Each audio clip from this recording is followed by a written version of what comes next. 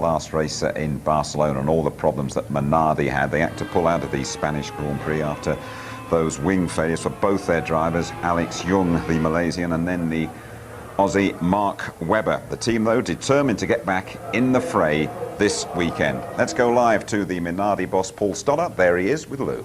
Thanks, Jim. Paul, bad weekend for you in Spain. Now, I know you've been burning the midnight oil in Faenza, trying to find out the cause of those failures. What have you discovered?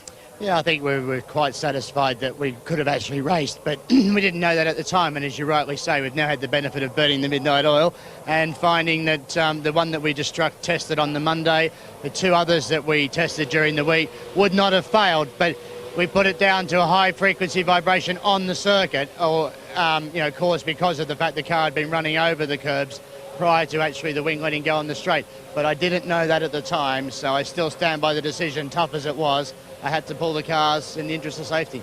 Coming forward to this weekend, there was a big meeting here yesterday with all the team owners. Now, you've been quoted as saying that 3 of the teams will not be on the grid next year, yourself, Arrows and Jordan, unless drastic action is taken to curb the escalating costs. Presumably that's something that was discussed at that meeting yesterday. What can you tell us? Yeah, it's really pleasing me. I've actually been quoted as saying that if we didn't have the budget, we wouldn't compete next year.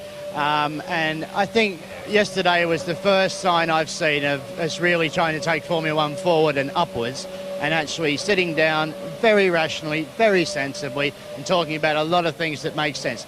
It's not going to be solved overnight, but I think a few more meetings like yesterday and we'll probably have some pretty positive things to announce that'll be a bit fairer for everybody and give everybody a bit of a chance to compete. So when do you think we might be seeing some announcements? I think we'll probably have 1 or 2 more meetings at the following Grand Prix. I mean, I'm not saying Monaco because it's a very hard place to actually have meetings. It's a lovely circuit and everybody's busy. Perhaps a few of the Grand Prix shortly after that, we can sit down, have a few more constructive meetings like yesterday, really positive, upbeat ones. And that's really what we should be doing. We should be telling the world that Formula One's a good sport to be in. Thanks, Paul.